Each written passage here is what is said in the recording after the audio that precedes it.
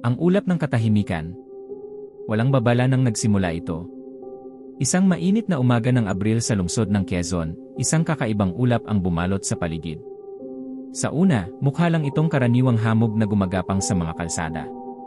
Pero kakaiba ang ulap na ito, masyadong makapal, kulay abong parang usok, at may dalang kakaibang amoy na metal na nakakapaso sa ilong at lalamunan. Ang lasa nito ay kakaiba rin, parang dugo, mapait at malamig, parang nakakapasok hanggang sa kaluluwa mo. Ang mga tao ay nagsimulang umubo. Ang ilan ay nawalan ng balanse, nahilo at bumagsak sa lupa. Ngunit may mas nakakatakot pang nangyayari, ang ulap ay parang may sariling buhay. Gumagapang ito papunta sa mga tao. Hindi mabilis pero sapat na upang hindi mo ito maiwasan. Noong unang araw, may mga pagkawala na. Mga ulat mula sa mga saksi, nakita ko siyang lumakad sa ulap tapos wala na siya. Parang nalunod siya, pero sa hangin. Pagsapit ng gabi, ang buong lungsod ng Quezon ay napalibutan ng katahimikan. Walang tunog ng sasakyan, walang ingay ng tao, kahit ang mga aso ay tumigil sa pag-alulong. Sa likod ng ulap, may kung anong bagay ang nagmamasid, hindi mo ito makita ng malinaw, pero alam mong naroroon ito. Ang ulap ay hindi na natili sa Quezon City. Lumaganap ito, parang tubig na umaagos, dahan-dahang nilamon ang iba't ibang bahagi ng bansa, Maynila, Cebu, Davao. Pati ang mga isla, hindi nakaligtas. Tumawid ito sa dagat, tila walang limitasyon ang abot nito. Ang lahat ng madaanan nito ay unti-unting nawawala, parang binubura mula sa mundo. Ngunit may mas masahol pa, ang ulap ay hindi lang pumapatay. May dala itong kung anong lason na unti-unting bumabago sa mga taong nalalanghap ito.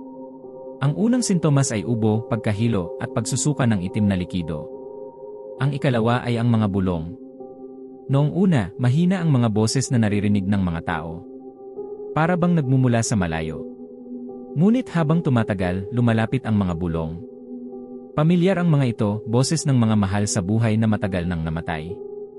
Tinatawag ka nila, pakiusap, hinihimok kang lumapit. Tatawagin ka nila, sabi ng isang nakaligtas. At kung sasagot ka, huli na ang lahat. Hindi ka na makakabalik. Ang mga siyentipiko ay naghanap ng sagot. Sa ilalim ng mikroskopyo, natuklasan nila ang nakakakilabot na katotohanan, ang ulap ay buhay. Isa itong nilalang. Ngunit hindi nila maipaliwanag kung saan ito nanggaling. Wala itong uwene, wala itong molekula. Isang enerhiya na tila hindi galing sa mundong ito. Isa itong mangangaso, sabi ng isang siyentipiko bago siya nawala. Hindi tayo nakakita ng ulap. Nakakita tayo ng nilalang na matagal nang nagtatago.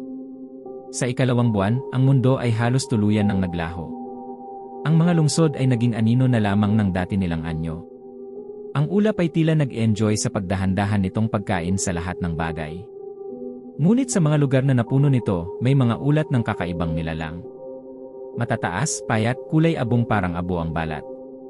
Ang kanilang mga mata ay nag-aapoy sa pula, at ang kanilang mga katawan ay parang hugis ng tao, pero masyadong baluktot. Ang mga ngiti nila, matalim, parang kutsilyong hinihiwa ang isip mo kapag tinitigan mo. Hindi na sila tao, sabi ng isang nakaligtas. Binago na sila ng ulap. Ginawa silang bahagi nito. Sa ika-negatibo 84 na araw, isang huling broadcast ang narinig mula sa isang nakatagong bunker. Kung naririnig mo ito, baka ikaw na lang ang natitira. Ang ulap ay hindi lamang pumapatay. Binabago nito ang lahat ng nahahawakan nito. Binabago tayo. Ginagawa tayong sila. May pahabol ang boses sa dulo, nanginginig, desperado. Kung makita mo ang ulap, kung maamoy mo ito, huwag kang huminga. Huwag kang makinig. At higit sa lahat, huwag kang tumingin sa loob nito. Sa mga guho ng Maynila, isang journal ang natagpuan. Sa huling pahina, naroon ang babala. Naamoy ko ulit ito, ang metal at dugo. Parang bakal na buhay. Bumabalik na ito. Huwag kang magtiwala sa mga boses. Huwag kang magtiwala sa anino sa ulap. At anuman ang mangyari, huwag mong hayaang hawakan ka nito. Walang nakakaalam kung sino ang sumulat nito. Ngunit sa huling linya ng journal, may isang maikling mensahe. Huli na ang lahat. Hindi tayo pinapatay ng ulap. Ginagawa lang nito kung ano ang matagal na nitong sinimulan. Binubura tayo.